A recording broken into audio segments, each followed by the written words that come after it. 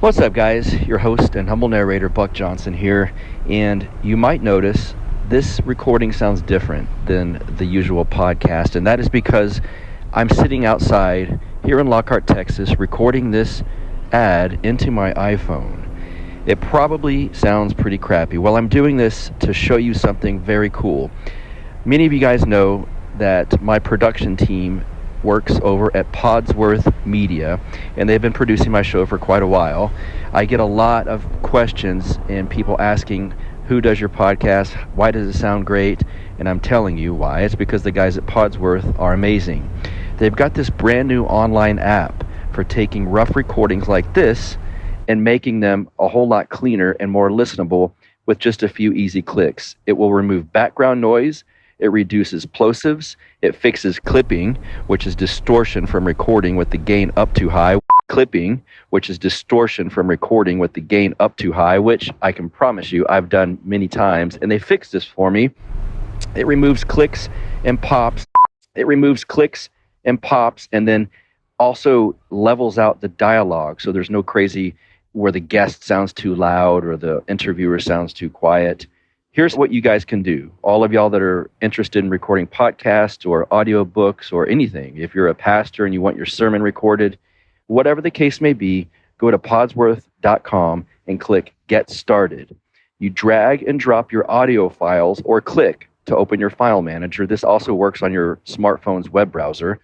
You customize your settings that you want, but the default works fine on most podcast recordings. Then enter code BUCK50, BUCK50 for 50% off of your first order. You don't need an account, just an email address and payment. And you'll get a download link in your email for your cleaned up files. How cool is this? The guys at Podsworth run everything they do through this app before they do anything else to it. So all of my recordings go through this app that we're talking about. It works great. Like I said, any spoken word recordings, obviously for podcasts, YouTube videos, sermons, audiobooks, whatever, it will make awful recordings sound listenable and much more professional. So, like I said, go to podsworth.com and click Get Started. You can use promo code BUCK50, BUCK50 for 50% off of your first order. You can use promo code BUCK50, BUCK50 for 50% off of your first order. Let's get it. You are now listening to the Counterflow Podcast, a place for dissonant voices and unapproved opinions. You get split in half, but I call the hologram brass. But I am the center inside the placenta of math. You clash with cyanide gas and die fast. Rhythmical equivalent of solids, liquid and gas. We smash your sinus with the power of Lord Titus. But I am the virus inside of the iris of Cyrus. Here is your host and humble narrator, Buck Johnson. What's up, you guys? Welcome back once again to the Counterflow Podcast. As always, I'm your host and humble narrator, Buck Johnson. Glad to have you here with us this week where we finally get our pal Dave Smith on this show. We end the streak of him not coming on the show. We end the streak much like Brock Lesnar ended the Undertaker's streak at WrestleMania. Why Dave has never been on the show, we couldn't figure it out. And it wasn't an intentional streak, but we were DMing, and it's kind of like one of those discussions like, why does this never happen? Yeah, let's do this. And so he's here. We get into all kinds of topics. You know, if he's coming on the show, I've got to ask him about his spiritual nature. And if you have followed his story through the years, listening to his show, Part of the Problem, you probably know when that exact moment was when he started praying, and he has not stopped since. That's a very impactful segment of this episode, I will say. And what else? I ask him, we talk about Texit, secession, the Libertarian Party, where it was, where it is now. Is he going to run for president? You know, I have to ask him. We get into that. Being a husband, being a father, lots of great, great things in this discussion, and I think you're going to like it. He's a comedian. He's a political commentator. He is a radio and TV personality, a regular on the Joe Rogan Experience, as you probably are well aware.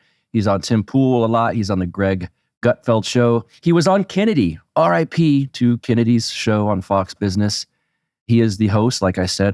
I'm guessing it's got to be the largest, by far, libertarian podcast on the planet called Part of the Problem. He's also part of the Legion of Skanks as well. If you guys are comedy fans, you're probably very familiar with that group as well. He's finally here on Counterflow. Dave Smith, finally, I got you here. Good to have you here, sir. Oh, it's an honor to be here. It's weird because I've followed you. I would say you and Tom Woods, I've listened to longer than any other podcast people, including my kind of venturing out of libertarianism and through and, winding in and out of it. You guys have been a mainstay, as has Jeff Deist, except unfortunately now he's not on a podcast anymore. But it's, the good libertarians, Deist, Smith, Woods, Rockwell, Paul, I have always stuck with. And so I'm glad to finally get you on here. Oh, well, thank you. Thank you for having me. And it's an honor. And I don't think it's exactly right that I get thrown in with all those guys, but I share that sentiment that I think those guys are just incredible and have been since I've known of them. Yeah. Well, it's weird. I've never had you on, and I think most of my audience knows who you are. So it feels odd to say, Dave, tell my audience about you. But, I have a large crossover with you. And then I have a lot of Orthodox Christian folks that may or may not be familiar with some of the political talk shows. But give yourself an intro and then we'll get going. Okay, well, for your libertarian listeners, you guys know who I am. And for your Orthodox Christian listeners, I am the Antichrist, and I am here to destroy this network that you have. No, my name's Dave. I'm a stand-up comedian who became a libertarian during the kind of Ron Paul presidential campaigns. And then I've been a podcaster for years since then, and have found myself in this weird space of commenting on the insane times that we live in. Well, you're very good at it. I guess I would say the Buck Johnson of 2016, very, very different than the one of today. But I think it seems from listening to you for this long, the Dave Smith of 2016 is different, certainly, than the Dave Smith of today. But for whatever reason, and I think I can name some reasons, but I've continued to listen to you and kind of, I don't know, it almost sounds weird to say grow with you because we might not align completely in all of the same areas, but you've grown, I think, and I have too, and I think Tom has as well, and I don't want to speak for other people that aren't on here, but how would you describe the Dave Smith of, let's say, 2016, 2017, and then we'll contrast it with the Dave Smith of now, but we can compare it as well, but what was the you back then like? Well, I mean, first off, I certainly agree. I've grown. I've changed quite a bit. My life has changed so dramatically since then.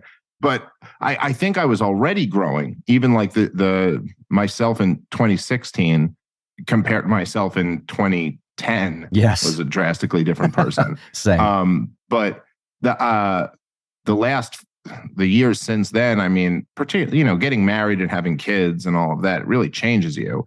And I think that probably personally speaking, that like in my personal life, there's been the most profound change. Yeah. Where I went from being a guy who was a single stand-up comedian who was really, I really cared about the ideas that I talked about on my podcast. I really cared about philosophy, and I really cared about stand-up comedy. I really cared about kind of doing my best to master that craft. But outside of that, my life was basically built around trying to have fun and, trying to, I don't know, we're going to go on the road and do this show. That'll be fun. And then maybe we'll grab some drinks, and then maybe I'll meet a girl, and then maybe I'll do, like that was the kind of the center of my life. And in 2017, I met my wife and totally fell in love with her. And then we had our first kid so I met her early 2017. We got married that year. I had my daughter in December of 2018. And then I had my son in 2021. And then, life drastically changes where the center of my life is really not about having fun or even, what I care about, the philosophical ideas or stand-up comedy, or which I still love all of those things, but the center of my life is about making sure that I'm like a good husband and a good father. And it's so I've changed pretty drastically in that sense. And it's a much better, for me at least, a much better way to live, where you're actually living for other people and have something that's kind of like your life is centered in some type of like purpose and meaning. So, that would be the quick answer of just like how I've personally changed in those years. Yeah, something that you said that stuck with me. This must have been a year or two ago.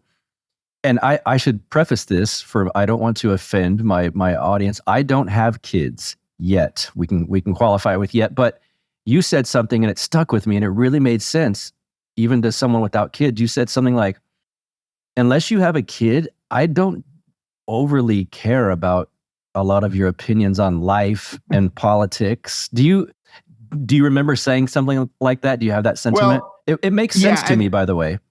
And that's probably a little bit overstated. Sure. Like, it's not completely fair. I mean, I'm sure there are people, like, I believe, I could be wrong, I don't think Hans Hermann Hoppe has kids. Fair point. And I really care about what he has to say about the world. You know what I mean? Like, so it's not like as if that's like an ironclad law, but there is something about like listening to people say who don't have kids.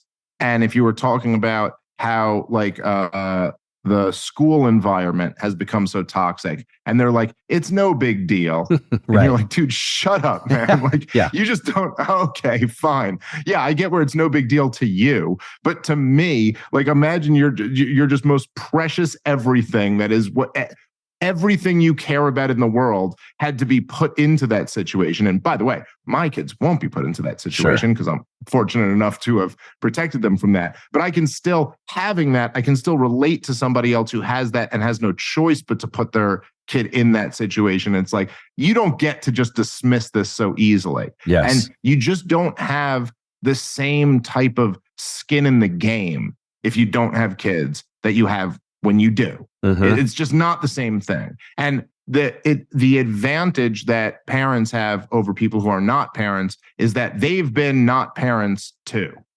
Like, they've also been in the situation of not having kids. And people who don't have kids have never been in the situation of having kids. So we can kind of see it from both perspectives. And there is just something that's a profound change. Yeah. And look, like, I mean, come on, you even if you don't have kids, and I understand that you're already kind of acknowledging this, but for anyone else listening who doesn't have kids, you'd have to acknowledge that this isn't just a random arbitrary difference between people. This is the link that has connected all of human history, all of the existence of our species, is that one generation has another generation. Everyone is here because someone else had kids. And so it's a pretty big differentiating, characteristic. So look, it's not completely fair to say, I don't care about your opinion if you haven't had kids, but it does change things a little bit. Yeah. That's a great way to put it. Yeah, I agree. And I've used that quote, even kind of knocking my own opinions when I've had discussions with someone, and it's like, and they kind of, well, you can't say that about everyone. It's like, no, I get it. People love to go to I know this one person that, and they're really smart without them.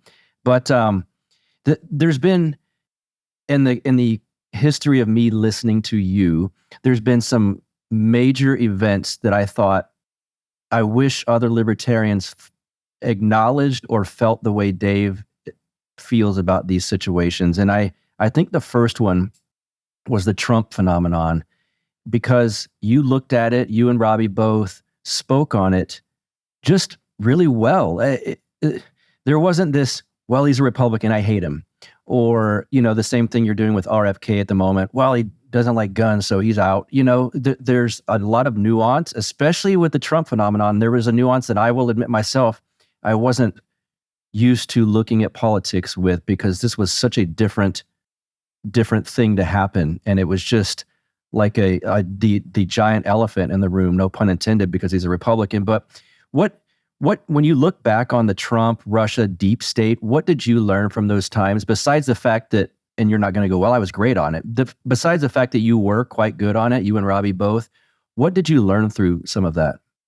Well, I mean, the funny thing is, I guess I was good on it, but that's kind of, as was it Walter Block or someone like that would say, compare to what, Yeah. like I was good on it compared to the people who were like so awful on it. But what I actually look back on those things is what I was bad on and what I didn't get. And so the truth is that in the very beginning of the Trump phenomenon, like when he first came down the escalator stairs, or even before he came down those escalator stairs, I think I probably, you could probably find clips of me out there that I would really cringe at looking at, where I was like, oh man, I just did not get what was going on here. So I remember this is one of the most embarrassing, like humiliating defeats that I have in the things that I've ever said. Luckily for me, I had no audience at the time, but this is what I harp on, because I think your humiliating defeats in life are what you really grow from. Yes. So like, it's really important to focus on when you really lost. Yeah. When I really got it wrong. Yeah. What was going on there? So this was an episode way before Robbie was on the podcast. It was when Mike Brancatelli, and actually for any old school fans of mine will remember Jessica Sager. The two of them were on the podcast with me. And this was, you'd have to look back, and it might have been 2013, 2014, something like that. But Donald Trump gave a speech at CPAC, maybe even 2012. I think it was 2013.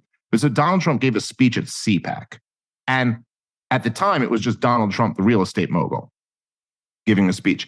And I don't know if you probably remember, Ron Paul really owned CPAC at that time. Yep. Like he won the presidential straw polls every year. Yes. And then Rand Paul won him one year, but it was just because he was Ron Paul's son. Like it was, and the audience was like young Ron Paul libertarians. We would celebrate so big in those victories. Yeah. And then I'd be like, and then it didn't mean anything a few months later, but I took those, for someone who liked Ron Paul since 98 or 99, the fact that he was there winning those, to me, I was like, oh my God, it's going to happen. It's happening. Well, it was at the time, I mean, you never know the future. And at the time it was like, maybe this is an indication that this is really turning in our favor. And, I really believed in that at the time, that I really believed that. It was like, look, Ron Paul's got all the young people on the Republican side. So in the future, this is going to be our movement. And, a lot of things changed since then.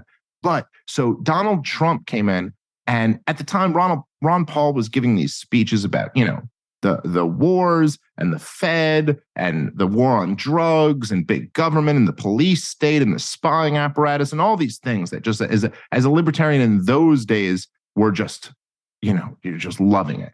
And then Donald Trump came in and he gave this speech, and it was all about like how we got to get these immigrants out of here and how China is manipulating their currency and how that's so unfair. And I'm just looking at this and I'm like, wait, what? The problem is Mexicans and the problem is China manipulating their currency? Like what? We don't manipulate our currency? Like, what are you even talking about? And there was this moment where he said something along the lines of, we have to find someone who can be the next president. And a kid heckled him in the audience and screams out, Ron Paul, and the crowd starts cheering. And then he goes at some Trumpian moment where he goes, look, however you feel about Ron Paul, he can never win. He can't be elected president. Ron Paul just can't win. And the crowd booed, and it got me so mad. And I recorded a podcast the next day. Yeah. And I go, wow, Donald Trump, you think Ron Paul can never get elected president? Fine. Well, he has been elected president, or he has been elected to Congress 12 times. You know who will never get elected president? Donald Trump. That's who will never be elected president of the United States of America. And I had this whole rant on my podcast about it. And like, so when you look at that, and then in hindsight, looking back at it, you kind of have to go, all right, well, I guess, whether I agree with him on everything, he had a point, and I was dead wrong. Yeah. It was like, no, he actually was right that Ron Paul could never get elected president. And in fact, I was wrong saying that he could never get elected president because he did. And so the response to that can almost be, let me just dig into my ideological corner even more and talk about how horrible I think Donald Trump is. Or your response to that can be, all right, like, let me try to figure out what I'm missing here. Yes. Not saying you have to agree with or think it's great that he was right and I was wrong, but clearly he was right and I was wrong. So like, what's going on here? What did I miss? And so that experience was humbling for me. And then as Donald Trump came up, even in the beginning of his campaign, I was still very hopeful for Rand Paul. Yeah. Before he completely fell on his face. And so like, at every turn when I was wrong, I think I was good at saying, okay, let me focus on like what I got wrong here. I think being a stand-up comedian helped me in that. Because that's how you get better as a stand-up comedian. Yeah. Is like when you bomb, you have to recognize, okay, why wasn't this working? Yeah. What do I have to do to like get this so the crowd loves it?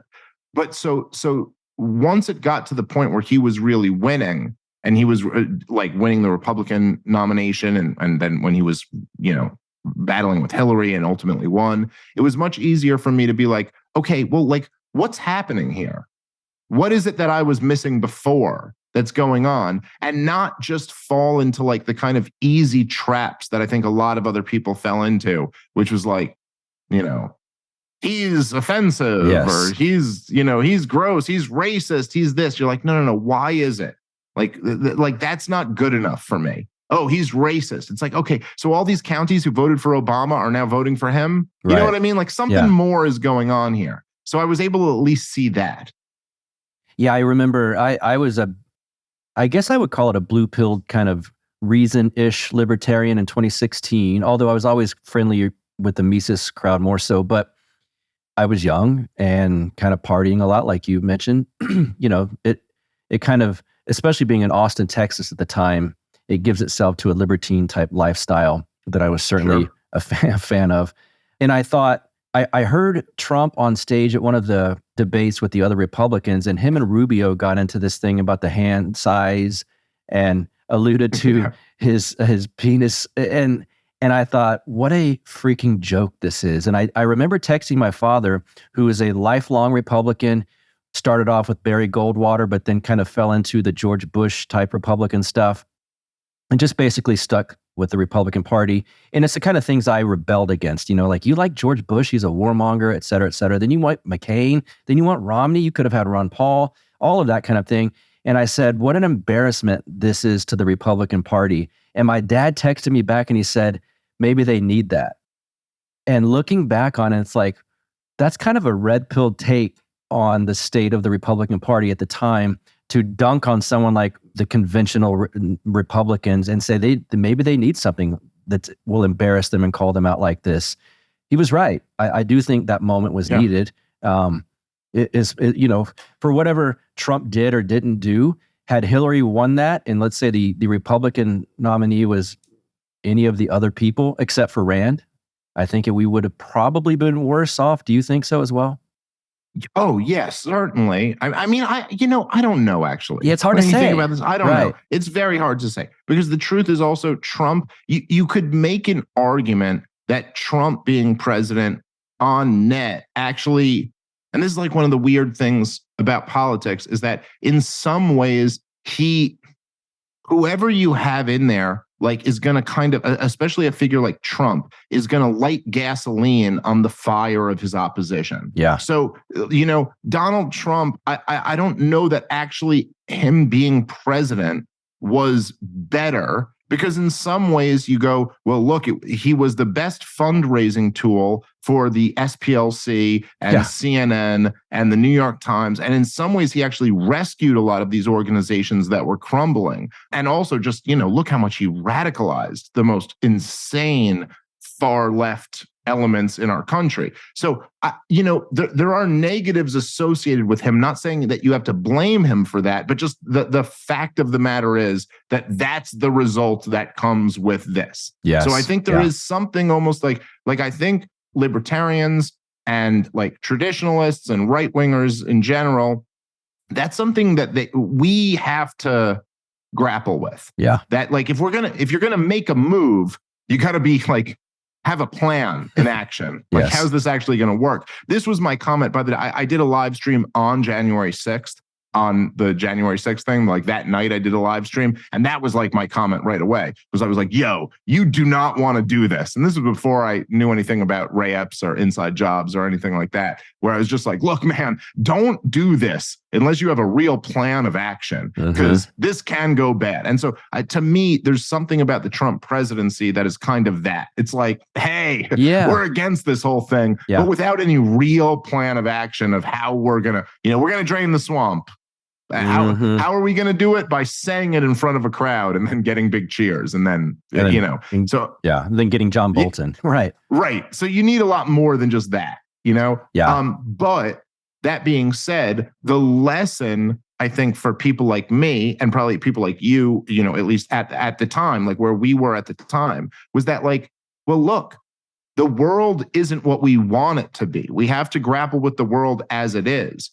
And sure, I want the answer to be that Ron Paul gets up on stage and talks about the Federal Reserve, and that wins him the presidency. Like that, I would prefer that. I think if we were a better people and a better society, that would be enough to be like, he has a more compelling argument about monetary policy, and therefore the voters went with him. Yep. However, in the world we actually live in, the guy who can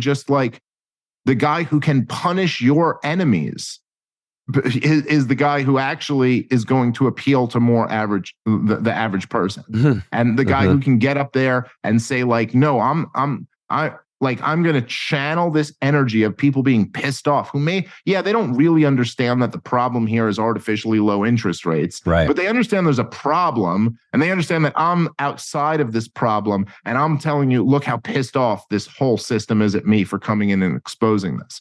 And, me personally, I have rejected none of the libertarian premises. Like I think Ron Paul and Lou Rockwell and Hans Hermann Hoppe and Jeff Deist and all of these guys, I think they were right about everything. Yeah. But that doesn't mean that there isn't more to life than just those correct positions, in my view. And so there was almost like through the last few years, like say from 2016 to today, there's just been, we're living in such a wild time that although I haven't there's a lot of the crowd that's known as the post-libertarian crowd, which I guess maybe we're going to get to that. Yeah. Yeah. Well, sure, we can. So I probably disagree with a lot of their, with some of their rejections of those, at least that camp of libertarians' views. But what I do agree that I think pisses a lot of the other libertarians off is that I do think, but there's still more that's going on than just what those views were. And we have to keep learning about what this actually means and what this indicates. And so, okay, yes, you could say, I think Ron Paul was completely right about everything, and I think Donald Trump was wrong about a whole lot. But he won, and Ron Paul didn't. So that's something that we have to at least grapple with. Like, what is that? What does that mean? And then, of course, the thing that we also have to grapple with is that him winning didn't actually mean anything, really, in terms of slowing down this train. Right. So all of those things to me are very interesting. Yeah, well put. And I do want to get to that post-libertarian stuff too. A lot of what you just said is what we'll touch on. But I want to ask about the LP, the Libertarian Party, as well. Sure. It was, like I said, for me in 2016, I remember I had been going to LP functions aside from 2008 and 2012 when I was doing Ron Paul stuff for the Republican Party. I had been going to LP stuff since 2000, I guess, after I read Harry Brown's book when he was running for president. And I was all about Gary Johnson in 2016. I was kind of defending him when he made the comment on whatever Sunday news show he was on about Aleppo. And I thought, well, that was a gotcha question. And then looking back, it's like, why did I even fall into defending him on that? We could have had Scott Horton, who would have rattled off everything about Aleppo, or Tom Woods or something like that. Here we had a guy that probably genuinely didn't know about Aleppo. And I thought later on down the line, of all the people to represent the LP, there's so many wise individuals involved with libertarianism at large, not necessarily the LP at the time, but wow, they could have asked so many people that question that I personally know that would have had a wonderful answer. And they asked Gary Johnson, and he's the one that represented the party. What are your thoughts on the LP in 2016 versus, let's say, post? And let me explain this for people that aren't dialed in with this, the inner workings. The Libertarian Party had what would be called a takeover by the Mises Caucus, which Dave here represented a large piece of it. I think because of his popularity is a large part of why this happened. And so I will say personally that it's changed. There's been a facelift on the Libertarian Party since this has happened. So I want to get your thoughts on 2016 LP versus, let's say, 2020, 2024, and kind of post, no pun intended, post Libertarian Mises Caucus takeover party. Yeah, well, okay, I guess starting with the 2016 thing, and I do in a way feel bad because, like, Gary, my perspective at least, and I don't know him that well. I've met him like a few times, but I think Gary Johnson's like a good dude. I think so. Like, yes, he seems like a fun guy to probably smoke weed with and hang out. Yes. To be quite honest, if you smoke weed and you love liberty, Gary Johnson is not the worst you could do. You know, like if you like for someone to hang out with, like that'd be pretty good.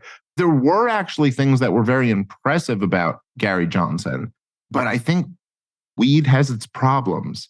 And I actually think by 2016, he was in many ways less impressive than he was in 2012, say. And then in 2016, he happened to get, he was in this, he happened to find himself in this moment where, okay, the Libertarian Party was basically a joke and has always been historically, and you could argue still is, sure. But really during 2008 and 2012, the only action for libertarians was in the Ron Paul campaigns. Right. There was no, which was in the Republican Party. The Libertarian Party was not like where the libertarian energy was. And then Gary Johnson he tries to run a Republican primary campaign in 2012, ultimately becomes the LP nominee. Then in 2016, he comes back around. He was a governor. And so there's kind of some political cachet attached to that. And the Rand Paul campaign collapses, and then he comes up. This was, for people who weren't around at the time, it might be hard to kind of exactly describe what it was, but there was still this kind of Ron Paul movement that was like, well, where do we go? Like, what do we jump on here? And then Gary Johnson came out. He was very unprepared, I think, for the moment that came to him. So I think he was prepared for another 2012 race, but he didn't realize that the media hated Donald Trump so much that the fact that there was this third party candidate who they initially assumed would take more votes from Donald Trump. So they elevated him and they gave him this huge CNN town hall. It was unlike anything the LP had ever had before. And he had selected Bill Weld as his VP and they put them both on and they just bombed. It was terrible. It was just the worst thing you could imagine from the libertarian perspective. People, you can go find that online if you want to. It's just very, very bad, very cringy. But they were very friendly to him. And then there was a series of polls that came out that showed that he was actually taking more votes from Hillary Clinton than he was from Donald Trump, which kind of makes sense if you really think about it. The way they were running was on drug legalization and open borders or close to open borders or something like that. This wasn't going to steal votes from Donald Trump. If anything, this was going to steal votes from Hillary Clinton, who was, like just the most unlikable person. And a lot of her base was like, oh, those ideas sound kind of nice. And once that happened, the media realized they had elevated this guy who now might actually be a threat to them. So they were prepared to take him down, and he was completely unaware of this. And that's what happened with the Aleppo moment. And it was just, they sandbagged him. Like the guy, Barniak, or whoever it was on Morning Joe, who asked him about the question Aleppo. He did it in a real dick way. Yeah. Like he asked him, they were talking about something completely different. And he goes, what do you think about Aleppo? And Gary Johnson goes, I'm sorry, Aleppo, which, by the way, that easily could have happened to me or you or anyone. Yeah. If we were talking about something else and someone just went, hey, how about Aleppo? You went, wait, what? Yeah. What are we talking about? And then he goes, are you serious? Yeah. You don't know what Aleppo is? Yeah. And then, so he kind of, the problem was that the response to that Gary Johnson had was like, well, ooh, whoops, I guess I kind of messed up. Instead of like, it just, all he had to do was right after that, just demonstrate that he knew something about the subject and just be like, oh, Aleppo, Syria. Okay, well, here's what's going on in Syria. Yeah. Operation Timber Sycamore was a disaster, and we started this entire civil war and blah, blah, blah, blah. You know, just like let people know that you actually know something about it, and then he would have been fine. But anyway, so that was a disaster. It was just like bad for anyone who believed in libertarianism. Bill Weld went on to endorse Hillary Clinton. It was just, the whole thing was just horrible.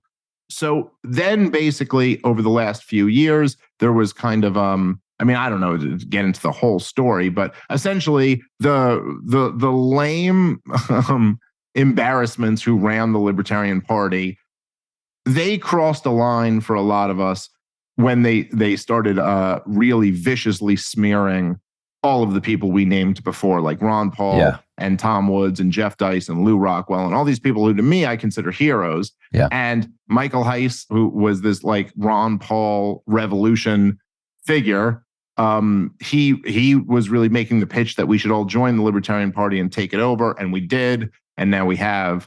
And at least, look, I don't know exactly what the Libertarian Party, what the roof on the potential is, but if nothing else, it is now a home for libertarians who are not trying to like cater to the regime and are actually trying to challenge the status quo in a serious way. Mm-hmm. Yeah, I would agree. There's been a lot of whispers, at least because I am friends with a lot of Mises caucus people, and all you have to say is, I can't answer this right now. You're your own person. By your smile, I'm sure you know what I'm going to ask you. There's been whispers that of a Dave Smith run for the LP presidential ticket. What are your thoughts on that? Can you answer it? Do you want to ignore it? Can we move on? What are your thoughts? Well, I mean, I'm not gonna be able to give you like a very good answer on that. It's something that over the last few years I've openly talked about considering. There's a lot of things going on behind the scenes. I hate not just being upfront and talking about it, but I think that I'm trying my best to make the best possible thing happen for what I think are our, when I say our, I mean people who believe in libertarianism. For our ends, I'm trying to make the best thing happen that I think can happen. Okay. And so hopefully we'll have some news on that soon. Would being a man of Dave Smith 2016 status change the outcome of this decision? What do you mean by that? Kidless and wifeless? Yes. Okay. Yes, I would change the decision. I thought so. Yes, I agree. Yeah. That would make it a much easier decision. Sure. Yes, good. Well, I know you and Malice are close, and I know he's down here now. I've seen him a few times around Austin. He's been pushing online this Texit movement. Are you familiar with this? Yeah, sure. What are your thoughts on, we can talk about Texit specifically, but you not being down here, just from your perspective, secession, national breakup, as far as being a probability, a possibility, a workable thing, the best thing for liberty, et cetera, et cetera?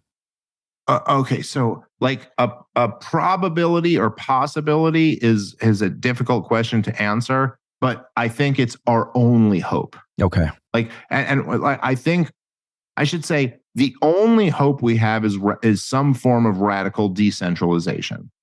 However, exactly that has to happen. There's the to me, I've always been I've understood this for a long time.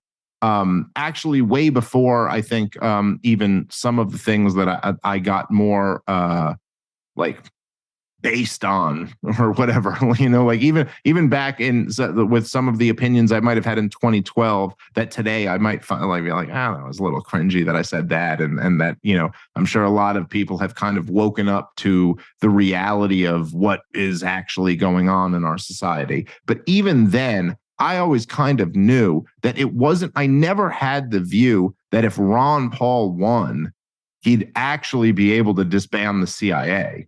I always knew what would happen. And in fact, that was a big concern of mine at a time. Like I remember being like, when there was in 2012, probably the time when I was the most hyped up about how I thought we were going to win was with that. If you remember, and I know you do, that Ron Paul was essentially in first place in Iowa and statistically tied for first place in New Hampshire going into those primaries. He won the Iowa straw poll, or tied the Iowa straw poll win, and was like within a statistical margin of error with Mitt Romney in New Hampshire. And it was like, whoa, if this just happens, if Ron Paul wins Iowa and New Hampshire, it's on after that, because there's going to be no way that CNN and MSNBC and all these and Fox News can black him out. Yep. And there's no way they can. Once he wins those first two, they have to give him the spotlight. And then when he gets the spotlight, oh my God, he's going to crush all of these people. I mean, it's Mitt Romney and Newt Gingrich. He will destroy these guys, you know? And so, but even at that time, I was like, if he wins, I think he's going to end up with his plane going down or something like that. Like, I always kind of knew that, like, the system wouldn't allow that to just happen. I always recognize that the game we're in is spreading ideas. That's what's important. And the regime recognizes that too. That's why they have propaganda campaigns, you know? Like they recognize that they have to make sure those ideas don't spread. This is why they have censorship campaigns and propaganda campaigns. And so the idea that someone's going to like take over Washington, D.C. I mean, I suppose it's possible. If 90% of the country was completely sold on something, then I guess maybe they'd have no choice but to allow it to happen. But I don't really think that's what's going to happen. I think that even looking at Donald Trump, you realize that it's like there were so many layers beyond just electing a president to actually, say, draining the swamp. You know, there was like the shadow government, the 3-letter agencies, deep state, all of that stuff. There was the corporate press. There was just the bureaucracy, the millions of people who work just in the executive branch, the whole nature of the system, there's so many forces. But what you could get out of a presidential candidate or a president is someone who, you know, changed the cultural landscape. But the only thing for prospects of liberty, the only thing that could really actually work to me is some type of decentralization, some type of system where Washington, D.C. isn't making the decisions for 330 Americans. And so the best case scenario in all of that is some type of secession. So any secessionist movement, left or right, I support. Yes. Like I think that that's the best thing we could hope for, is that somewhere there's someone who breaks away. And what's interesting about the Texit concept is that, and you know, I'm far from an expert in Texas, although I will be out there this weekend. Yeah. And I've been to Texas, you know, like a handful of times in my life.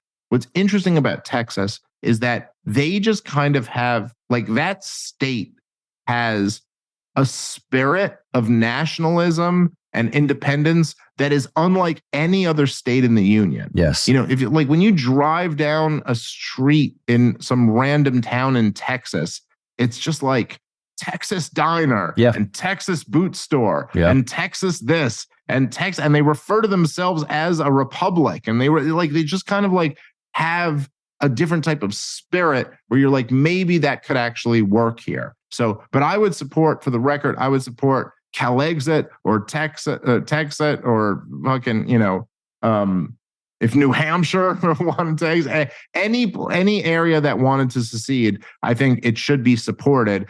Now, I do think if it actually came down to it, we'd have to be very careful about the logistics of all of this, because I do, you know, the last time there was a secession attempt in this country, it ended pretty violently. And so you have to be real strategic about it. Yeah. But I think the only prospects for liberty are to break this thing up. Amen. Much like if you were in the Soviet Union, like the prospects for liberty in the Soviet Union wouldn't be to take over the Soviet Union and, you know, reinforce, you know, like, you know, reform the rules. Yeah. The way to make it happen is for individual nations to be able to break off. You said back when your son was born, your first child, that there was a spiritual moment for you My daughter was it your my daughter? first. I'm sorry. Yeah, my I'm daughter sorry. was my I first. didn't mean, No problem. Yeah. Sorry to switch that. Your daughter was born. That there was a spiritual moment. I think he was in the hospital as this kind of ordeal was happening.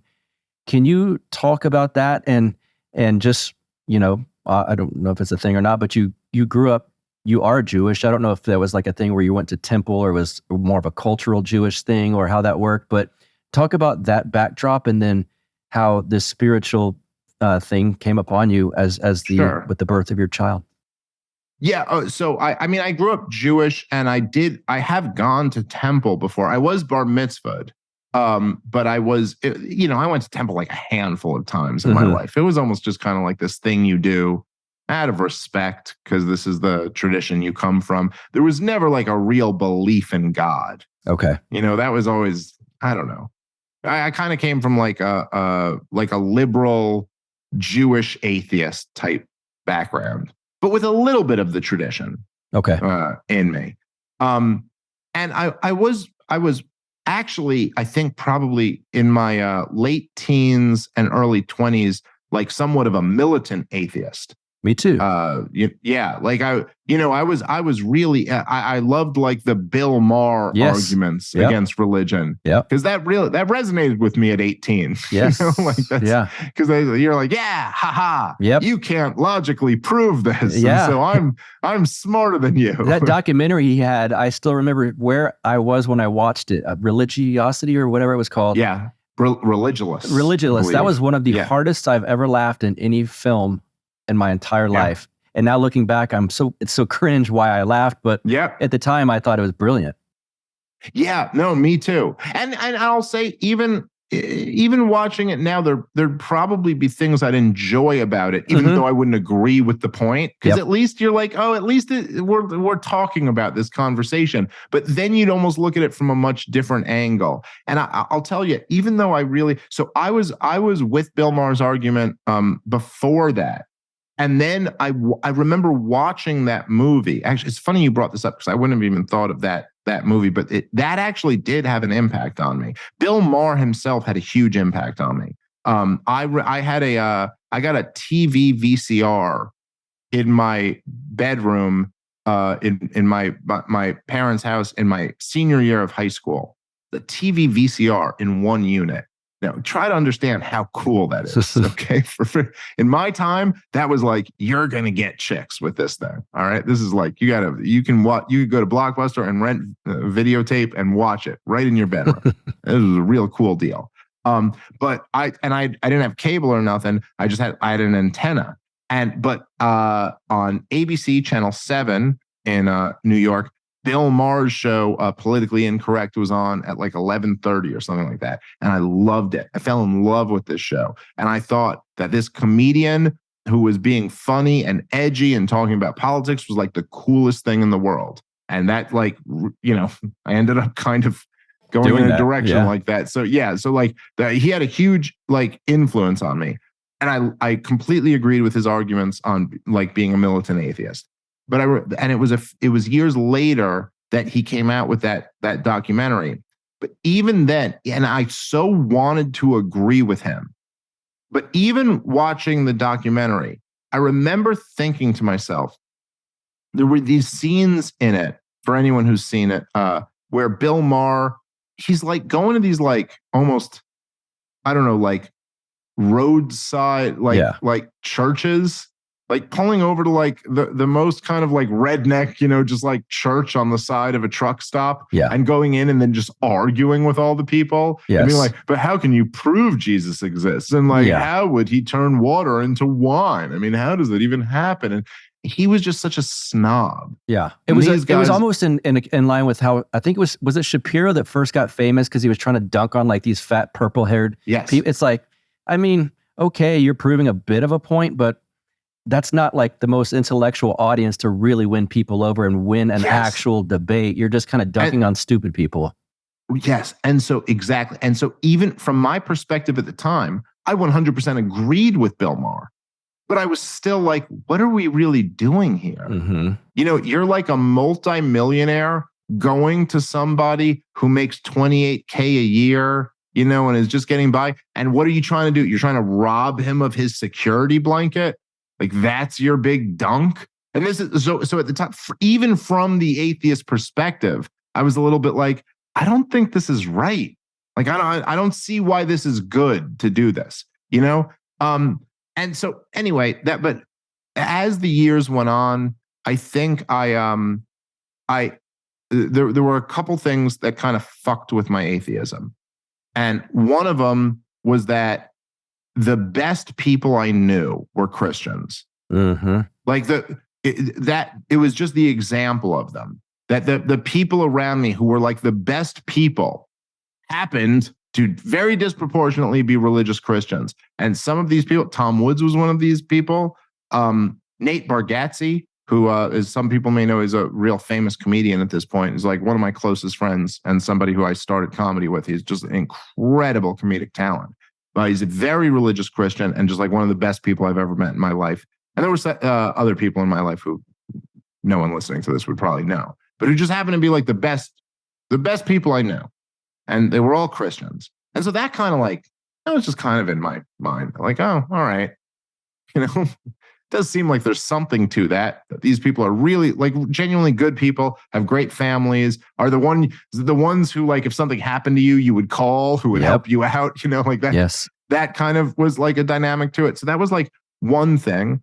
And also, I will say, which this may not win me favor with the more traditional crowd, but there were also some hallucinogenic experiences that I had in my life. Yeah. That just, there were some experiences with heavy doses of mushrooms where I was like, oh shit, I think there's something more to this. Yeah. I think there's something more to life than what I first thought there was. And I think I got in touch with it. I'm not saying I have all the answers, but I think I kind of like got a little bit close to the stove where something was hot and realized there is a heat source over here somewhere.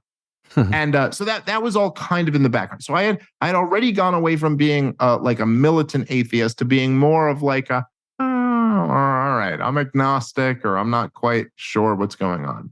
And then what changed it for me, like the moment that I'll, is for the rest of my life, if there's like a few flags that I had to pin down in my life, like if you were like, hey, you get a few moments that were the moments that defined your life, this would be one of them, probably the most important one. But it was the day that my daughter was born. And, I was like, I was a real degenerate and I was a comic on the road and living a crazy lifestyle. And I met my wife in I met her in 2016, but we started dating in 2017, and she was just like the best chick I've ever met, and still to this day is the best person I've ever met. She's just incredible. Like, everyone who knows my wife knows this too. I did far better than I deserve. She's just and she's just like, she's beautiful and hilarious and brilliant and just like this incredible person. And we fell in love in a way where it was just like, my life is going to be about being with this chick. And we got engaged, we got married, and the day we're having our baby, and then, for people out there who have kids, it's like when you have your first, it's kind of this crazy magical experience. Your wife's pregnant, and you don't have any kids at the time. So you're just there, the two of you, like waiting, and you're excited for this moment of like, we're about to have a baby. And the last few months and the last few weeks take forever because it's like, it's about to happen. And so we're at the hospital, and my wife ended up having a very difficult delivery. But this was even before any of that happened.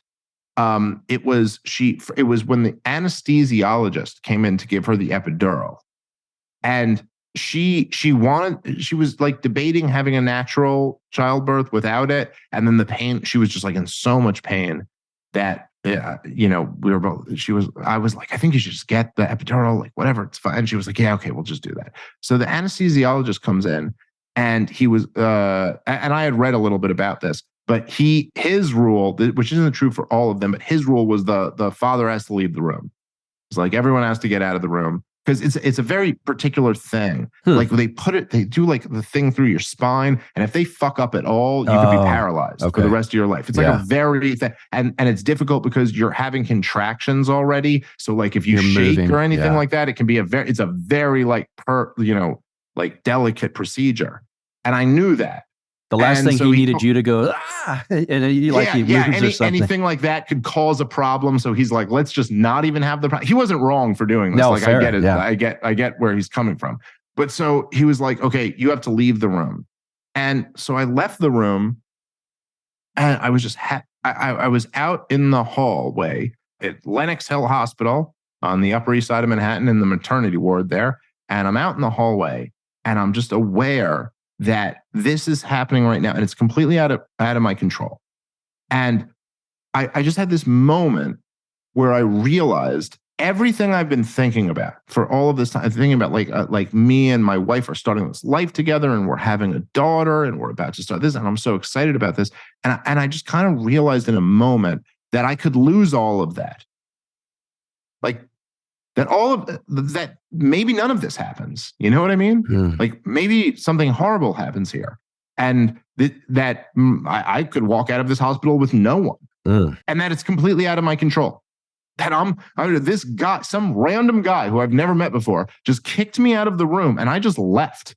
And something's happening in there, and I'm hoping it goes well, but I don't know. And then I started thinking about all of the other variables that I have no idea about, like this is completely out of my control, and everything that I care so dearly about could all be lost. And in this moment where I just felt so like helpless and vulnerable, I just remember like so bizarre, like this feeling, and it all just like it's hard to describe it, right? It's almost like I felt myself kind of like expanding and expanding and expanding with this like, oh my God, what could happen? And then it all kind of centered. And I just started praying to God. And like, I started talking to God. And I was like, dear God, please make sure that like my wife and my daughter are okay.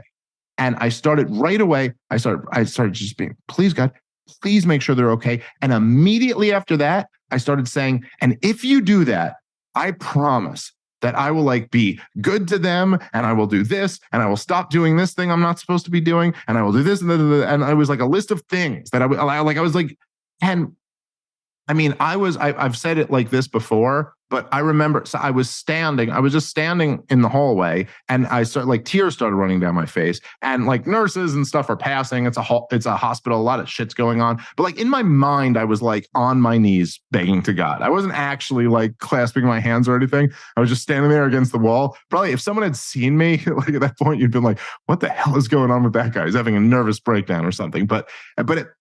Anyway, so that happened. And then my wife ended up having I think 17-hour delivery. A lot of complications came later throughout the day. And I talked to God a lot more throughout the day. There were a lot more moments like that.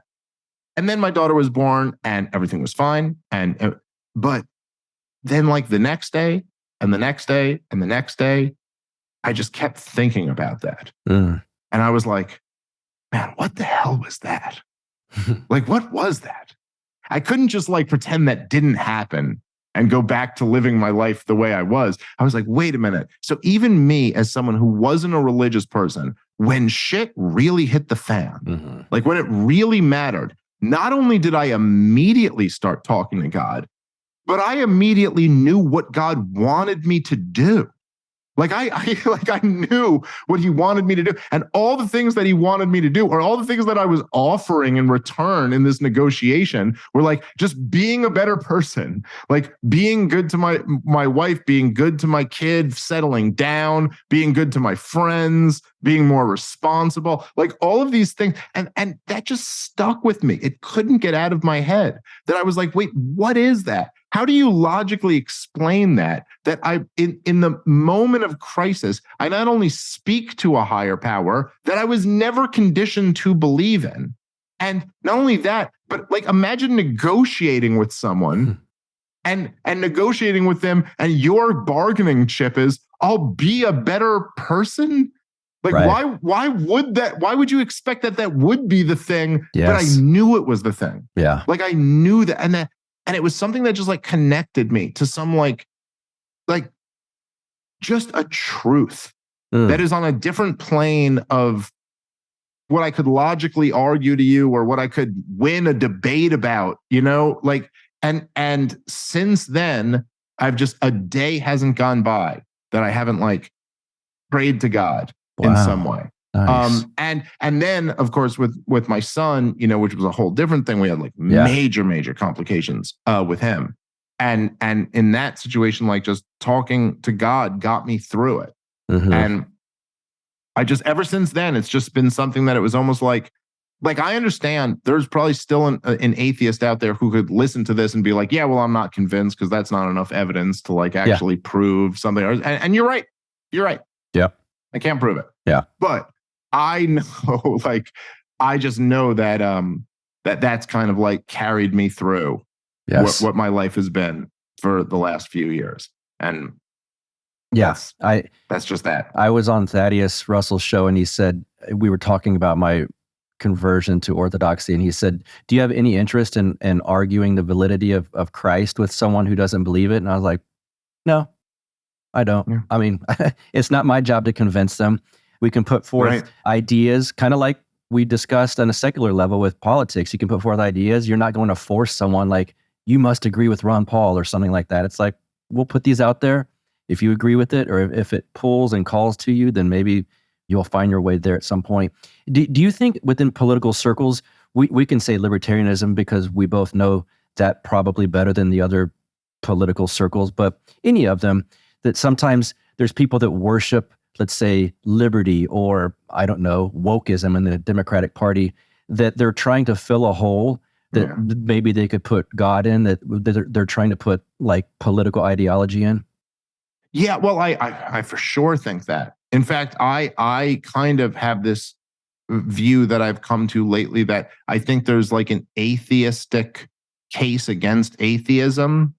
And it's essentially that atheism can't exist. I agree. I've said that same thing. Like I think almost like even if you don't believe in God, like, okay, fine. Like you could be not religious, not believe in God, none of that. But you could make an argument that like true atheism cannot possibly exist. And maybe there's individuals who would be able to contradict that, although I don't know. But certainly it can't scale. Right. And like that any society that tries to remove religion, it really does just create a black hole, a vacuum that will be filled with some other religion. Yeah. Now, I don't always necessarily think that's bad. Like, I do think that for myself and possibly for you and for, I know a lot of other people in this, people who are in this space who like came into the libertarian movement in like, say, the Ron Paul campaigns, where I think a lot of us had a deficit in meaning in our life. And we were introduced to ideas that really mattered and went, oh shit, like this really matters. So I really care about this. And there was something positive about that. That it was like, yeah, there should be something at the center of your life that really matters. Like, you're not just like, I was very much like my childhood, and I'm not trying, like my mother's really great. My father, not so much, but I had a great relationship with my mother. And I didn't have like a terrible childhood or anything like that. But where I grew up in kind of like liberal Brooklyn, not like leftist Brooklyn like today. Right. It was more like, it was more, it was like you could get beat up on the street and no one would really feel bad for you. It was like a tougher Brooklyn, but it was liberal for the most part. And even there, like we kind of grew up like, I don't know, that your life was centered around like someone got the new Mario Brothers video game. Let's go play that. Or like, okay, we got a horror movie, that like we're not allowed to watch, but we could go watch that at Timmy's house because his mom is drunk and she won't really care. And like, it was just kind of like everything was always kind of based. And even as I got into like middle school and high school, it was like, okay, well, I love playing basketball. Like that's fun. Or let's go like smoke weed and then try to talk to these girls. And then like, it was just like your whole life was centered around like, what's fun? What's going to be a good, and I think when I first found libertarianism, it was like, oh, okay, well, here's something that actually matters. Like, here's something I could care about that's actually like has some meaning to it. Like, hey, man, we're like killing people in this war, and that's horrible. We shouldn't be doing that. I should be against that. And I think that's good to find that. But in a sense, when you look back on it, you're like, yeah, you really are searching for something to like find some meaning. That you're like, I'm not just supposed to be living this life based around what feels good or what's fun or some kind of frivolous thing. You should be searching for something bigger. And that's ultimately kind of like, yeah, I would look at that as kind of striving for God in a way. Like you're striving for like what the ultimate meaning is. Now, with some of these other, like libertarianism, I think is about the best thing you could find to fill that void. If it's not going to be actually like a relationship with God. But some of these other things you realize, you look at like, where are the areas that are the most atheist? Yep. And wherever you look at, point to me throughout history, where are the most atheistic areas? And oh my God, are you going to find the most like devious religion? Yep. Like that's all you're going to find. Oh, are college campuses really filled with atheists? Or are they really filled with like religious fundamentalists of the worst kind? Yes. I'd argue the latter. And that's what wokeism is. And that's what like communism is. It's like the worst religion you could imagine. So I think that's kind of like you almost can't avoid that vacuum. It's going to be filled with something. Yes. Well put. I won't keep you for too much longer, but I would be remiss if I didn't mention this because we alluded to it earlier. I guess I got to be careful these days with strikes. During the COVID years, a lot was going on. Obviously, I again, one of the topics that you were great on, and one of the few people, especially in the liberty movement, as far as big voices go. You, Tom, very good on it. Tom was great on it, of course. But there was this moment, we can call it the post-libertarian moment, where I think peers of yours and mine, including myself, were involved in this. And at the time, everything was heated. Every single thing was heated because it was insanity. And so it got a little contentious between some of the people involved with the post-libertarian moment, and then even you and I guess some of the Mises Caucus people. It almost seemed like it was like the good libertarians versus the post-libertarian. Like a lot of the shitty libertarians never gave us much arguing. It's like they still wanted to fight you about certain things for whatever reason. Archie and all of these guys. Did you learn, I guess, like looking back now, like I can see some goods and bads that came from some of those discussions or our debates or whatever. Did you learn anything from that moment that you took from that was positive? And you can say negative as well. Yeah, I mean, there's a lot. Like there's a lot to that question. It's I don't know if you saw when Tucker Carlson gave this speech like right before he got canceled. Yes, I know some people that were there at the Heritage event. Yes, and there was Tucker Carlson's speeches are really good, man. Yes, I almost wish I watched his first episode on his Twitter show, and it was good. It was really good. I liked the point he was making about how like he started with like look, we're all just blaming Russia for this damn attack, but look what's really going on here. Who's really the good guys and the bad guys? It was good. The UFO thing, whatever. I don't know if he needed to close on that, but whatever. Yeah. But it's almost like I wish for his show he would just be giving long speeches, because when he gives long speeches, they're just like really interesting. But I really love one of the things he said was that he said that he goes, look, at a certain point, you have to recognize that we're not having political debates here. Yes. Like we're having religious debates. Yep. That's something that's become more and more obvious to me. Like this isn't really like a political debate. This is more of like, it's something different. And if your argument is that like, we should like again, and the point he was making was, he was like, look, if you're making an argument that you're like, hey, look, I know you're against abortion, but like, hey, this 12-year-old was raped, and this is kind of like a crazy circumstance, and I think she should be. Oh, okay, fine. Mm-hmm. You may not agree with that or not, but there's an argument there. Yep. If you're talking about abortion and you're saying like, hey, look, this woman just found out that her kid has this congenital defect and he has a year maximum to live. And if you're saying she has to have this baby and then be attached to this baby for a year and then mourn her 1-year-old dying, or she can just like take this pill and it can be over. Okay, there's like a real argument there. And like I think we could probably, no matter where you fall on what the law should be there, we could probably all agree in that case, like there is an argument. And that, by the way, that does happen. Doesn't happen that often, but that does happen. Right. Okay. But if you're saying shout your abortion, you know what I mean? If you're saying, hey, you should go out in your 20s and have sex with whoever you want to, and if you get an abortion, you should be proud of it. You're like, we're not really having a political discussion anymore. We're having a theological discussion. Yep. Yes. Like this is a whole different thing. If we're talking about chemically castrating 12-year-olds, this is not a political discussion. This is like you're arguing for like some type of like ritualistic sacrifice. Yep. We're in a different realm.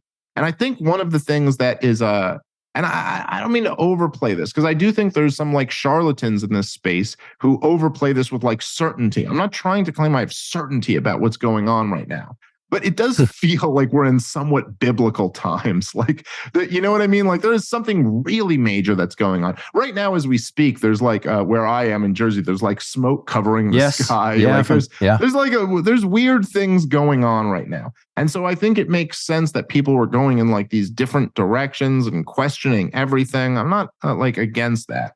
I think that there was a lot of with the post-libertarian movement, and it's hard to even describe it. And I'll kind of admit I probably didn't pay attention to everything that happened within it.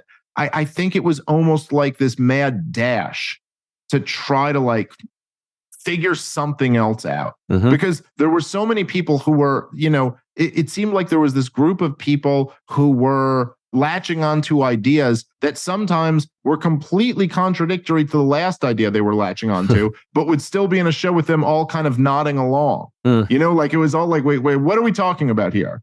Are we talking about Jason Stapleton saying wealth is or what was his name? The guy who was his co-host for a while? Matt Kingpill. Matt, yes, Matt. I'm sorry. I didn't mean that as like a slight. No, I just couldn't remember for a second. It's my guy. Matt's like, your problem isn't, that you hate taxation. Your problem is that you're not wealthy enough or something like that. And then they'd also be like, now let's read from the Unabomber.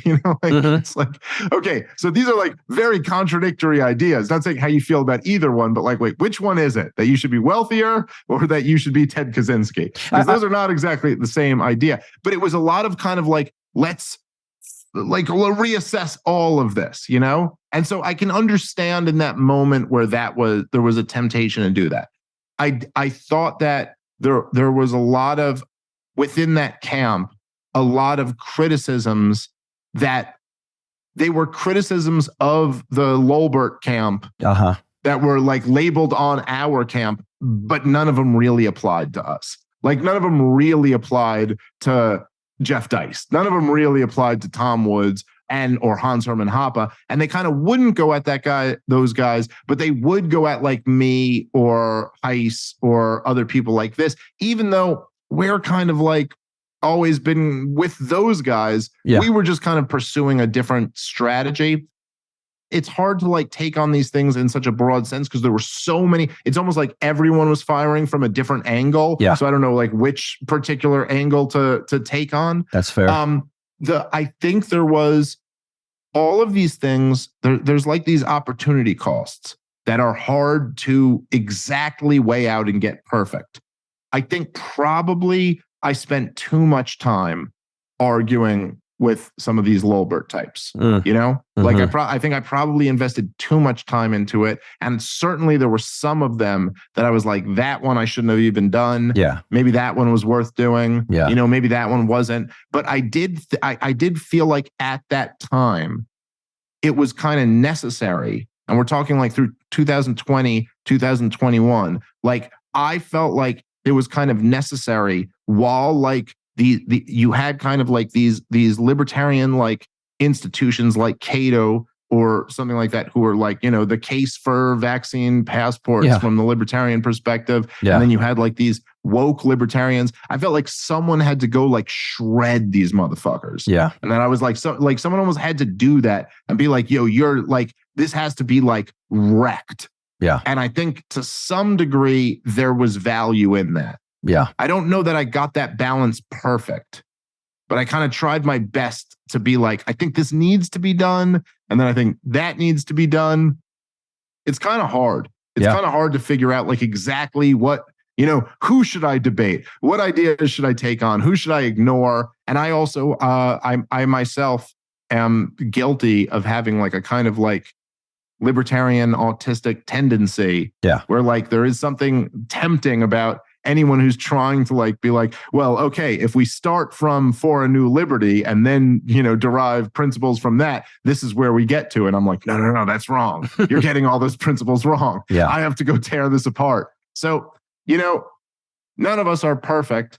And I think that I would also say that a lot of kind of like the post-libertarian camp, like we all, like I just said, that's my like kind of personal, like psychological thing, my libertarian autism. I think a lot of different people have their own. Yes. We all bring our baggage with it. And the way that certain people went at it was not necessarily the best way. I think that one of my biggest criticisms probably of the post-libertarian camp is like, why is that even how you identify yourself? Mm-hmm. Like if you're gone, then be gone. Mm-hmm. What are we really? We're not that important.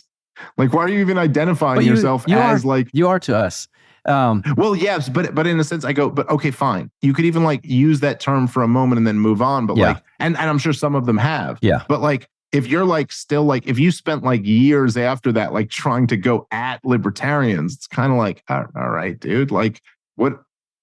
Just go be something else. Right. You know what I mean? Right. Like go talk to them. Like what's even the point of kind of like identifying as this person who crushes the libertarians? And then I from my perspective, and I'm sure other people have their own perspectives, but I did feel like there was just a lot of straw manning going on in that. Like where it would always be kind of like, if you're going to take on something, like, okay, take on where Jeff Deist is wrong. Mm-hmm.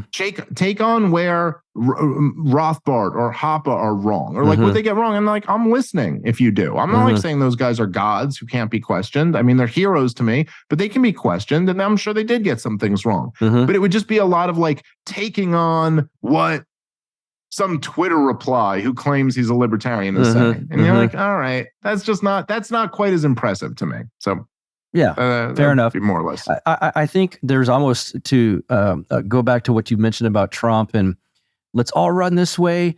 And here's what we're saying. And we get elected. And it's like, what's the plan once this all happens? There was an element of like, I felt like the post-libertarian crowd, which included me, were in this funk of like, what in the world's going on right now? Whatever is happening, libertarianism or the LP's not apparently the answer. Because a lot of libertarians, not you, not Tom, were terrible on a lot of the things that were going on. Yeah. And it's like, what do we do? And so, some of us had names within the liberty movement. And I think, actually, I know partially for me, that's what some of the attacks came from. Like, I gave you money to go speak at this event, or you did this, and now I feel like you've stabbed me in the back. And it's like, hold on. I'm just saying, I'm pulling back from this title that I've labeled myself with, and here's why. I don't necessarily know where I'm going. I certainly didn't at the time. Now it turns out that I do. But I think, Mark Claire was in that, Pete was in that, and we've all remained close. But I would say Mark is in a different place than I ended up, and somewhat Pete's in a different place than I ended up. Yeah. Matt Erickson and I are much closer. I mean, we go to church together, but it's kind of like we all felt this like camaraderie, like, hold on, this libertarian thing isn't working. Let's pull back from this. And then we didn't necessarily all go, we're one football team. Here's our goal. We're going to win this game. It was kind of like, where are you coming from? Well, where are you coming from? Tho has remained strong within the Republican Party, of course, and taken that route. And so I just think it's interesting to see where it's kind of all shaken out over time. Yeah, no, I do too. And like, I think that, I think in a lot of ways that made sense. like it made sense that people would kind of splinter to some degree and go in different directions. Like I said, really crazy things have been happening over the last few years. I think there is a tendency to get intellectually lazy. Yes. When you break away from that stuff and go to things that are like, okay, dude, there's actually, this isn't nearly as like intellectually vigorous as the thing you were in before. That doesn't mean that like the strategy before was perfect. That doesn't mean that the Mises Caucus strategy or any strategy or the Republican strategy or any of that is perfect. It's certainly worth having a lot of these discussions. I completely get, we're also probably like, me and you in this conversation probably both have our own bias. So like I see it from my perspective and you see it from your perspective. So I'm sure from the perspective of someone who kind of like broke away, I'm sure there were lots of people who are like, oh, you're a traitor for breaking away or something like that. And I think that's unfair. But from my perspective, I see a lot of it as being like the people who broke away kind of like retreat. Like, how do I say this? The people who broke away kind of like going like, well, you guys are all a bunch of idiots who like never, and then kind of using these almost like dismissing what we're talking about with the things that you would have been like, yeah, but this was like kind of 101 stuff that we always would have disagreed. Like we always would have had an answer for this. None of us were that guy. Yeah. And so, by the way, for the record, I love Pete. And and Mark, I just saw Mark recently he came out to one of my shows in Tampa recently. I love all those guys. Yes. But I did see this one podcast between Pete and Mark where they were both kind of like not trashing, but they were both being like, oh, these libertarians. And it's kind of like they're all just like dealing almost with the straw men of like Lolberts, who, like those aren't the views that any of us actually have. Like, you're living in Ancapistan in your head. So you'd be against like an improvement because, that's statism. And you're like, yeah, but who really said that? Who said that? Like some Twitter guy online? Like that's not what any of the more serious people. It's that new guy online. I don't even want to say his name, but I can't remember it. But he seems, I know you know who I'm talking about. He seems like it's got to be not a Russian bot to sound like a leftist. It's got to be some kind of AI libertarian LP bot. He's some young kid. And it's like, I know who you're talking about now. You cannot be serious. These are the worst takes I've ever seen. And you mentioned it on the last episode you put out with Robbie, where there are some, I guess you would call them lolberts, that are like, well, what's it hurt you for? Talking about like the trans stuff, and because that does exist. But yeah, to your point, it's not you saying it. It's not Tom. But I debated one of them last night. Yeah. Which I was having this moment where all I could think about after it finished was that Tucker Carlson point. Yeah. Where you go, I don't think we're having a political debate here. Yep. I think we're having like a theological debate. Yeah. And maybe it would work better if we recognize that, And by the way, I don't even think this guy was a bad guy. And he wasn't like shitty. Like I've debated other people who were like, you're a Nazi or whatever. It wasn't like that. Right. But it was just kind of like, he was like just taking all these things. It was almost like, oh, you've fallen into, like you're worshiping a false god. Yes. And you believe it's correct. Yep. But you're, like he was actually arguing to me. And at one point, and from his perspective, because I'm arguing, yeah, it should be illegal for children to take, puberty blockers and stuff. And it should be illegal to like transition children. Like, come on, children can't consent. Even an anarchist can argue that you shouldn't be allowed to rape a child. Like what? Like there are certain things you can't do to kids. And for people who listen to this who aren't as deep into the anarchist way of thinking, but like the belief is not that there shouldn't be any laws or rules or defensive action or anything like that. But he's like, well, how are you a libertarian if you're saying you're advocating for more government intervention than even the medical establishment is arguing for? And I can understand, because I used to be like that type of cringe libertarian. So like I can understand where he's coming from, but that's his perspective. And then and then I was like, he was arguing at one point that public school teachers shouldn't have to tell the parents of the kids if they start socially transitioning them. Oh, Lord. Do you ask him if does he have kids? Well, literally, it's so funny you say that. That's literally the first thing I said. I go, let me ask you a question I already know the answer to. Mm-hmm. Do you have kids? No. He goes, no. And I go, of course. I know. Yeah. I know you don't. And then people will say, well, that's not a fair argument. And you're like, okay, fair enough. It's not even an argument. It's just that, it's just whatever. We're not really in a political argument anymore. Correct. We're in a theological argument. Yes. And so I said to him at one point, so he's going, you're not a libertarian because you're arguing for more government intervention than even the medical establishment would call for, which I understand that point. But then I'm going, wait, but you're telling me the libertarian perspective is that a government employee should make a humongous life-altering decision for a child that the parents are unaware of, that a government bureaucrat essentially should be the one making that choice? You're like, so what's really going on here? And in a sense, you just realize you're like, it's like, oh, dude, you're just like, you're worshiping the sun god and I'm worshiping like the canoe god or something like that. Like we are in two spiritually different places. Bingo. There was like no almost other way to think about this. And so I've noticed that just a lot over with the course of these debates, there'd be times in the middle of 2020 when other like people who call themselves libertarians would be calling me out for being racist or something like that.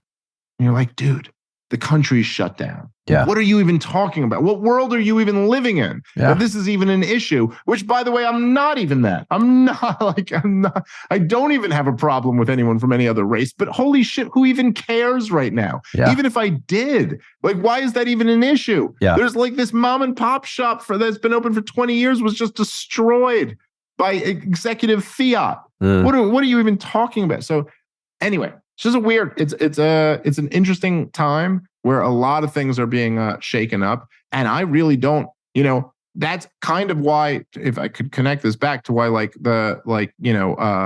these secessionist movements, why I'm really big on them is a lot of people go, yeah, but how could the United States of America break up? And you're like, yeah, but how could everything that's just happened happen? And how can we stay together is more of the question. Yeah, at this really. point. Right. Yeah. Exactly. And in closing, if we do secede here in Texas, is there a possibility you and the family move down here?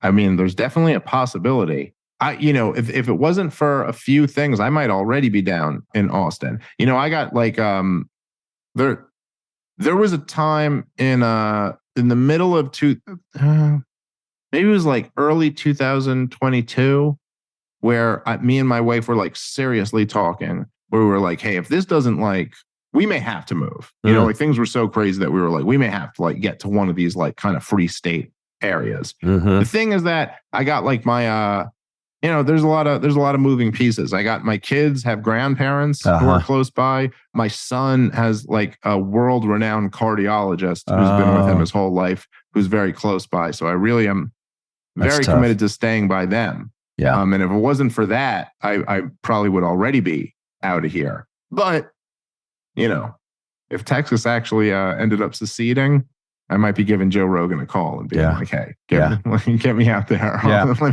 let me rent your pool house for a little bit." Awesome. Well, dude, thanks so much for being here. This has been good. I knew it would be, and I would ask you to plug away where you're going to be this weekend, but this drops after that. So plug anything else, because everyone, if you plug that, they're gonna say, I missed it. So, well, hopefully me and you end up hanging out this weekend because I'm coming out to Texas. Yes. But it doesn't matter because all those shows are sold out, so I don't need to plug that. But I'm coming all over the place. ComicDaveSmith.com. Those were all my dates will be at. And part of the problem, of course, is my podcast. But dude, thank you. This has been a really long time coming, Buck. No kidding. We should have done this show a long time ago. But thank you so much for having me, man. Thank you so much, Dave. It's been a blast. All right, there's a special club. In that club, you can join it. It's exclusive in a sense, but we're allowing you in if you go to patreon.com/counterflow and become a donor of $5 a month. That's it. Or more if you'd like. I won't turn more down. But if you join this exclusive club once a month, you will be part of our Zoom calls if you so choose. I will send you the private Zoom link. They are not recorded. They're not stored anywhere. We can be very open. It's uncensored. We can say whatever we want. We can do it on these Zoom calls because, like I said, It will not be posted. It will not be recorded. It's between you, me, the special guest each month, and they've been a lot of fun. And so again, patreon.com/counterflow, $5 a month or more gets you in. As for this show, follow me on Twitter @BuckRebel, BuckRebel. Follow us on YouTube, subscribe, all that good stuff. Of course, Rumble as well, Odyssey as well. And until next week, you guys have a great one. See ya. You get split in half, like on the hologram graph. But I am the center inside the placenta of math. You clash with cyanide gas and die fast. Rhythmical equivalent of solids, liquid, and gas. We smash your sinus with the power of Lord Titus. But I am the virus inside of the iris of Cyrus. Like the sound of the Counterflow podcast? Our audio production is provided by Podsworth Media. Check them out at podsworth.com.